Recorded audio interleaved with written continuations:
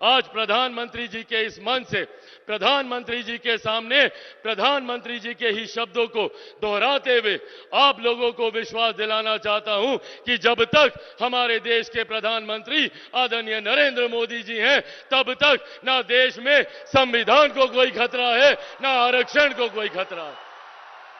और आज इस मंच से मैं मेरे नेता, मेरे पिता आदरणीय रामविलास पासवान जी के संघर्षों की कसम खाकर आप लोगों को विश्वास दिलाता हूं कि जब तक चिराग पासवान जीवित है, ना आरक्षण पर, ना संविधान पर कभी कोई खतरा था, ना भविष्य में कभी कोई खतरा आएगा।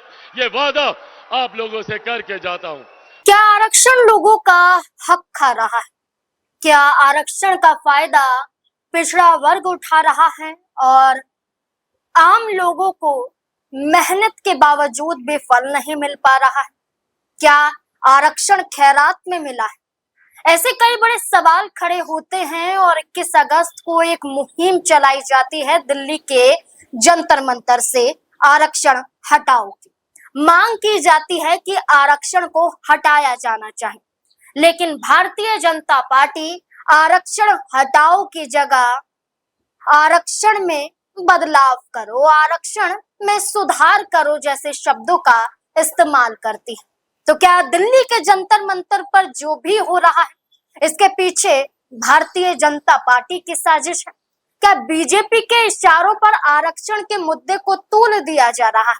क्या इसके माध्यम से उन युवाओं को डराने धमकाने की कोशिश की जा रही है जो शिक्षा के अधिकार के आधार पर अपनी मांगों के लिए दिल्ली के जंतर मंतर पर डटे रहे, जिन्होंने केंद्रीय शिक्षा मंत्री धर्मेंद्र प्रधान से इस्तीफा ले लिया? क्या अब इसकी आग इतनी गहरी हो गई कि बीजेपी को बदला लेना जरूरी हो गया और आरक्षण हटाओ जैसे शब्द का इस्तेमाल करते हुए युवाओं का इस्तेमाल करना पड़ा? युवाओं का कहना है कि जब से ये आरक्षण है, तब से लेकर अब तक सिर्फ और सिर्फ हमारी मेहनत को बर्बाद किया जा रहा है। यानी कि मेहनत हम करते हैं और कोटे वाले लोग यानी कि SC, ST, OBC वर्ग वाले लोग फायदा ले जाते हैं कम अंक पाने के बावजूद भी। ये सवाल उठाए जाते हैं दिल्ली के जंतर मंतर से, और दिल्ली के जंतर मंतर पर यह मुद्दा तूल पकड़ता है तो उत्तर प्रदेश के उप मुख्यमंत्री ब्रजेश पाठक युवाओं के एक समूह से मुलाकात भी करते हैं। समूह से मुलाकात में एक चेहरा नजर आता है और वो चेहरा होता है हर्ष दुबे का। हर्ष दुबे से मुलाकात की जाती है। प्रेस कॉन्फ्रेंस में ब्रजेश पाठक के साइड में बैठे हुए भी नजर आते हैं। ये तक कहा जाता है कि हर्ष दुबे द्वारा एक चिट्ठी सौंपी जाती है, पत्र सौंपा जाता है और उसमें लिखा होता है आरक्षण हटाओ, लेकिन ब्रजेश पाठक के जरिए उस आरक्षण हटाओ की जगह आरक्षण सुधार नाम दिया जाता है और ये कहा जाता है कि इस पत्र को केंद्रीय नेतृत्व तक पहुंचा दिया गया है और आने वाले वक्त में केंद्रीय नेतृत्व इन आंदोलन कर रहे युवाओं से मुलाकात करने के लिए भी तैयार होगा, यह आश्वासन दिया गया। लेकिन सवाल खड़े किए गए कि आखिरकार क्यों? क्या ये मुद्दा जरूरी है या बेवजह का मुद्दा बनाया जा रहा है? क्या ये मुद्दा चुनाव को देखकर बनाया जा रहा है या मुद्दा डराने धमकाने के लिए बनाया जा रहा है? क्योंकि बीजेपी के सहयोगी दल ही उनके साथ नहीं है। खुले मंच से प्रधानमंत्री के सामने ऐसे भाषण देते हैं, खुले तौर पर कहते हैं कि हम प्रधानमंत्री के सामने कहते हैं कि जब तक हम जिंदा हैं संविधान और आरक्षण को खत्म नहीं होने देंगे। और ऐसा कहना किसी और का नहीं बल्कि बीजेपी के हनुमान चिराग पासवान का।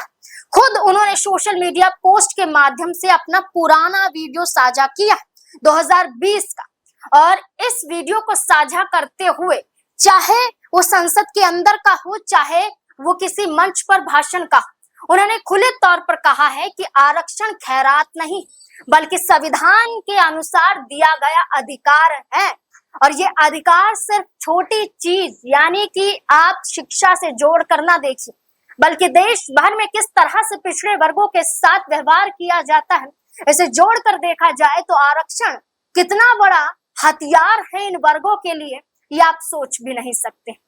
यूं ही नहीं कहा जाता है कि 26 जनवरी 1950 को भीमराव अंबेडकर के नेतृत्व में जिस तरह से संविधान को लागू किया गया, संविधान लाया गया, संविधान के जरिए आज हम बैठकर बोल पा रहे हैं, संविधान के जरिए कहीं भी आंदोलन किए जा रहे हैं, इसे आप नकार नहीं सकते।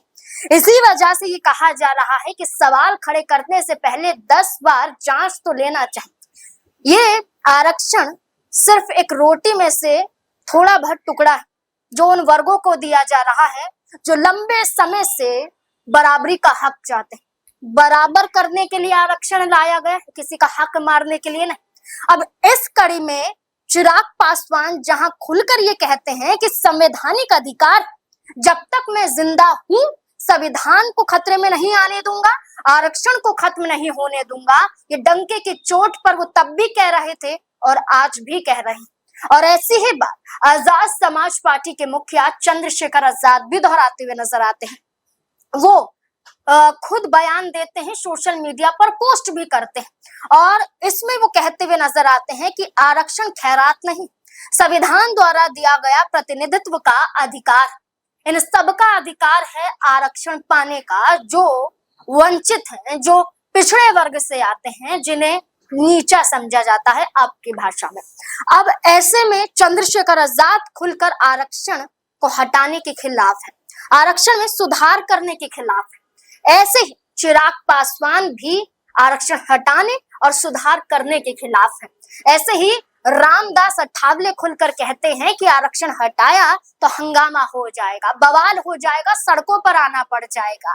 तो सबसे बड़ा मुद्दा आरक्षण हटाना नहीं, अगर हटाया गया तो उसके बाद जो होगा वो सबसे ज्यादा खतरनाक हो सकता है। अब चंद्रशेखर आजाद है, चिराग पासवान है, जेडीयू की बात कर लेते हैं। जेडीयू का जो धड़ है वो खुद ये कहता है कि प्रधानमंत्री नरेंद्र मोदी ऐसा नहीं होने दें, उनके नेतृत्व में कभी भी आरक्षण खत्म नहीं होगा और ना ही संविधान पर खतरा आएगा। जहां जेडीयू तो वही बीजेपी बातें दोहराती हुई नजर आती है, लेकिन चिराग पासवान जहां खुलकर कहते हैं कि मैं जिंदा हूं, कुछ नहीं होगा आरक्षण को और संविधान को, उनकी ही पार्टी के सांसद अरुण भारती खुलासा करते हैं कि ब्रजेश पाठक आरक्षण हटाओ की जगह आरक्षण सुधार शब्द का इस्तेमाल करते हैं। और क्यों उन्हें जरूरत पड़ी हर्ष दूबे से मुलाकात करने की, क्यों जरूरत पड़ी कि आनन फानन में समय भी नहीं बीतता है। 21 अगस्त को यह आंदोलन शुरू होता है और 21 अगस्त के बाद बीते दिनों बात करें मुलाकात हो जाती है। इतनी जल्दी मुलाकात, सवाल खड़े किए जाते हैं अरुण भारती की तरफ से कि गरीबी हटाओ, भेदभाव हटाओ, दहेज हटाओ। ये तो कई बार हमने सुना है और इसके लिए कई बार आंदोलन भी देखा। ये पहली बार है कि आरक्षण हटाओ जैसी मांग की जा रही है और इस मांग का साथ बीजेपी दे रही। इतना ही नहीं, वो ये कहते हैं कि अरुण भारती कि क्यों जरूरत पड़ी ब्रजेश पाठक को ये कहना कि केंद्रीय नेतृत्व मुलाकात करेगा। क्या इतना बड़ा मुद्दा बन गया? ये कहा जा रहा है कि जो पत्र है इसमें लिखा गया है कि जो आर्थिक स्थिति है इसके आधार पर आरक्षण दिया जाए, ना कि जाति के आधार पर। साथ ही साथ पीढ़ी दर पीढ़ी को आरक्षण का लाभ ना दिया जाए, यानी कि एक पीढ़ी को फायदा मिल गया, दूसरी पीढ़ी को फायदा मिल गया, चलिए समझते हैं तीसरी पीढ़ी, चौथी पीढ़ी, पांचवी पीढ़ी, यानी कि लगातार पीढ़ी दर पीढ़ी आरक्षण नहीं मिलना चाहिए। मेरिट को इम्पोर्टेंस देनी चाहिए, नंबर्स को इम्पोर्टेंस देनी चाहिए। और ये तक लिखा गया है कि ये पूरा मुद्दा जो है आरक्षण हटाने का है, लेकिन अब इसमें जोड़ा जाता है कि आरक्षण में सुधार या समीक्षा करने की जरूरत है। अब आरक्षण में बदलाव करने की जरूरत है। इससे पहले क्रीमी लेयर का मामला आया था, वो इसी से जुड़ा था कि पीढ़ी दर फायदा नहीं पहुंचाना चाहिए, एक कैटेगरी बननी चाहिए और एक तरीके से नियंत्रित होना चाहिए आरक्षण भी। अब आरक्षण की बात करें तो अगर अभी देखिए तो एससी वर्ग को 15% आरक्षण मिलता है, चाहे आप शिक्षा, नौकरी या किसी भी संस्थान में लगा सकते हैं। वहीं एसटी की बात करें तो 7.5% मिलता है, ओबीसी की बात करें तो 27% मिलता है, ईडब्ल्यूएस की बात करें तो 10% हो सकता है। अगर मैं गलत हूं तो आप यहाँ कमेंट में कुछ कह सकते हैं या जो भी आंकड़े वो आप बता सकते हैं। तो यहाँ हमें भी जानकारी मिल जाएगी और भी ज्यादा कि अगर जहां हम गलत हो रहे हैं। लेकिन अब तक जो निकलकर सामने आया है ये सब बताता है कि आरक्षण में सुधार एक अलग मैटर है, लेकिन पूरी तरह से आरक्षण हटाओ ये तो आप उन वंचित लोगों से उनका हक छीन रहे हो जो लंबे समय से संघर्ष कर रहे हैं। इस बीच में एक सवाल भी खड़ा हो जाता है कि आप आरक्षण हटाने की बात तो करते हैं, लेकिन आरक्षण होते होते भी पिछड़े वर्गों के साथ अन्याय होता है तब आपको दिखाई नहीं देता। बीजेपी की ही महिला विधायक जो मंदिर के शिलान्यास को लेकर, भूमि पूजन होता है इसको लेकर पहुंचती है, पासी समाज की होने की वजह से उन्हें मंदिर की किसी भी क्रिया में भाग नहीं लेने दिया जाता है। वो खुलकर कहती हैं कि वो निचले पायदान से आती हैं, पिछड़े वर्ग से आती हैं, पासी समाज से आती हैं, इसलिए मंदिर में उनके साथ भेदभाव हुआ। मंदिर प्रशासन ने उनके साथ भेदभाव किया, उन्हें अगरबत्ती तक जलाने नहीं दी गई। इस तरह के बयान सामने आते हैं। ये बीजेपी की महिला विधायक है। अब ये सोचिए उनके साथ ऐसा हो रहा है तो आम लोगों को आप कैसे सोच सकते हैं, जहां घोड़ी पर नहीं चढ़ने दिया जाता है, जहां पानी नहीं पीने दिया जाता है, जहां बारात नहीं निकालने दी जाती है, जहां साथ में बैठकर खाने नहीं दिया जाता है, जहां जाति के नाम पर प्रोफेसर को आत्महत्या तक करनी पड़ती है, जाति के नाम पर आपको जगह, तवज्जो, अहमियत सब मिलती है, जाति के नाम पर ही आपको कॉलेज या हॉस्टल की बात करें ट्रीट किया जाता है, अत्याचार आपके साथ होता है, हूटिंग आपके साथ होती है। इस तरह की घटनाएं घटती हैं और आप एक झटके में कहते हैं कि आरक्षण हटाओ। अब चंद्रशेखर आजाद, चिराग पासवान, जेडीयू, बीजेपी सब सामने आई है और ये कह रही है कि ऐसा नहीं हो सकता है। अब देखना होगा कि ये मांग तो उठी, अब इस मांग के साथ साथ मामला शांत हो जाएगा या आरक्षण हटाओ के चलते अब तमाम और दलों को और तमाम और युवाओं को आगे आना पड़ेगा कि इस आरक्षण को हटाया ना जाए, बल्कि इस आरक्षण में और कैसे मौके दिए जाए इसके बारे में विचार किया जा सके। आपको क्या लगता है आरक्षण के मुद्दे को लेकर? अपनी राय हमारे साथ जरूर साझा करें। धन्यवाद।